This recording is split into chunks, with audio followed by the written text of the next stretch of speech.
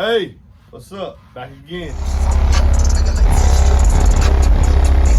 That first bass note hit me in the chest, and I was just like, there's no way that's 2/8. MB Enclosures has his own YouTube channel, and this guy is an animal when it comes to designing boxes.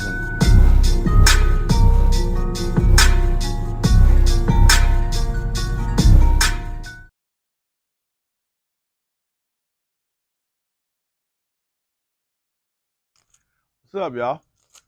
Is there a benefit to running a subwoofer inverted? And what is inverted? Okay. Traditional mount is this. I shouldn't have picked the Sundown 8 to do this because it's very heavy. And it's crazy, baby. This is a traditional mount. A inverted mount is when you take the subwoofer. Oh, boy. Doing demos with Sundown subwoofers.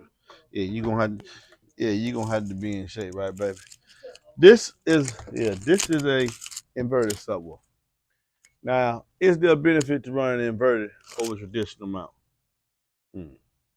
No, but there are sometimes when running inverted is good.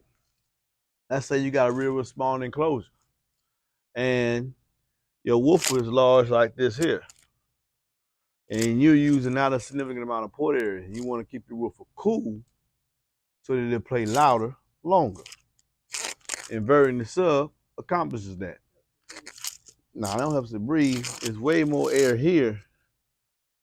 This outside environment is not going to be, the air is constantly, cool air is constantly going to be going over the subwoofer. Whereas when it's on the inside of the box, the woofer itself, the core, the heat that it generates, baby, can actually heat up the inside the box. Warm it up, I don't know, 2-3 degrees, but it's warmer. And subwoofer manufacturers are always trying to keep the woofer cool. That's with all the spacing, the vents, the pole piece, and the vents around the pole, the back. All that's about keeping the woofer cool. So if you run the woofer inverted, you are keeping the woofer cooler than it will be in a traditional mount. Does it have any output in sound? No.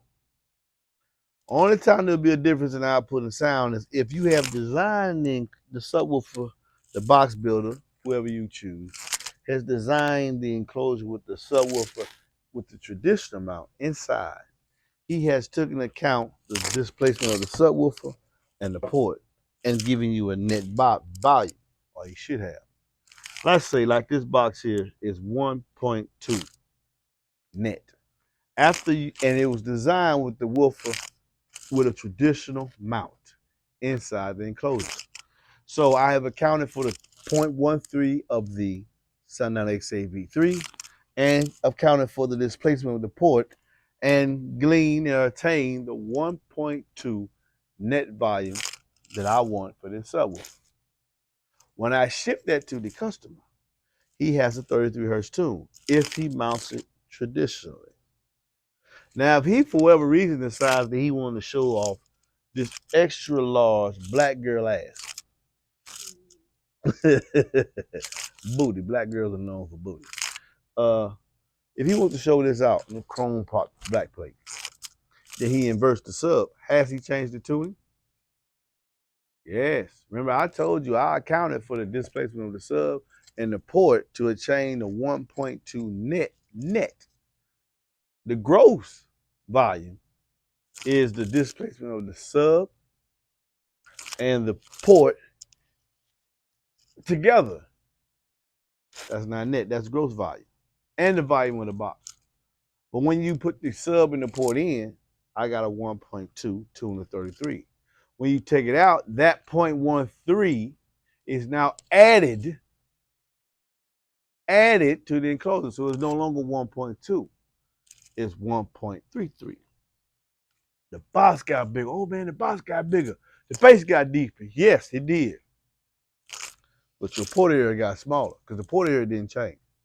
This did not change when you took this, when you took this out the box with the inverted mount. The box got bigger, the port didn't. So what happened? Your tuning went down. Now, that's not going to be a problem with the X8 because I have accounted using 16.5, I believe, square inch of port area for this enclosure. So even though the point tuning went down, it's still within the required spec between 12 and 16 for smaller drivers, whatever. Okay.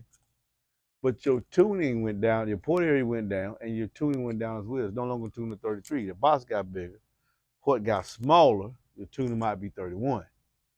Because you have a great amount of port area, you're not getting any whistling. But let's say you got a subwoofer and the box was designed with the woofer being inside the box, say a ZV5. I think the displacement was 0.3, almost 0.4, I believe. That's almost a half, that's almost a cubic foot. And there are some subwoofers out there that have a cubic foot of volume that they displace when you put them inside the box. You will hear that. You might not hear your inverted subwoofer this small displacement, and the port area is big enough. You're not gonna hear no chuffing in the port. But when you do that with a very, very large subwoofer, and the box was designed for a traditional mount with the subwoofer inside, and you invert it, your tuning is going to drop. The box is going to become bigger. But if the port area didn't change commensurate, that you may have chuffing. Because now too much air is trying to go through a small space. Because remember, your port area did not increase. Your port area decreased, but the box got bigger. You can get, on certain notes, you can get chuffing. So whenever you decide you want to do a traditional or inverted mount, make sure you have you tell the custom box builder, enclosure maker, what you want, so he can design the sub accordingly. And he can tell you. I recently did a 215 box for a guy here locally in Lawrenceville. He wanted me to design his box with the sub out, inverted. 2 SCAR ZBX 15. He wanted designed with the sub inverted because he paid so much money for the subs, he wanted everybody to see it. And I was able to tell him what he's tuned inverted and what he's tuned when he put the subwoofer in. So if he's designed with the subs inverted, what happens in B when you put the subwoofer in the box? Then don't the box become smaller? Yes, because now the sub is taking up space. And since the box becomes smaller, what happens to the port area? Does it decrease or does it increase? It increase. And it can increase to a point where now you got chuffing and you no longer have a low tuning. All depends on how much port area. Sometimes he got 15, so you know I use a lot of port area with 15. I think like 17.8 was his port area. So when he put it inside the box, it's just tuning, and he wanted me to tune it real low. He was tuning 32 hertz. His tuning went up to like 36. So he was good. Either way it go. He could take him out, which was designed for a crush and murder the loads.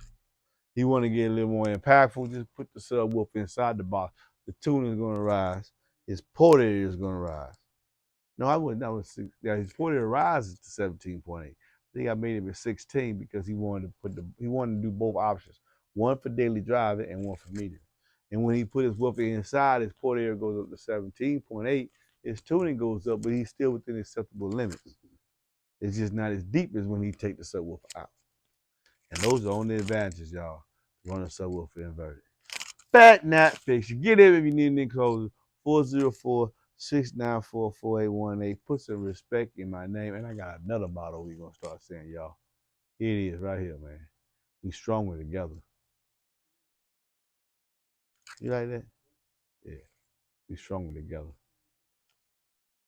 Y'all know what it is. Bell, oh, just sleep on my wife. Got a pit bull gonna take my wife from me. That's yeah.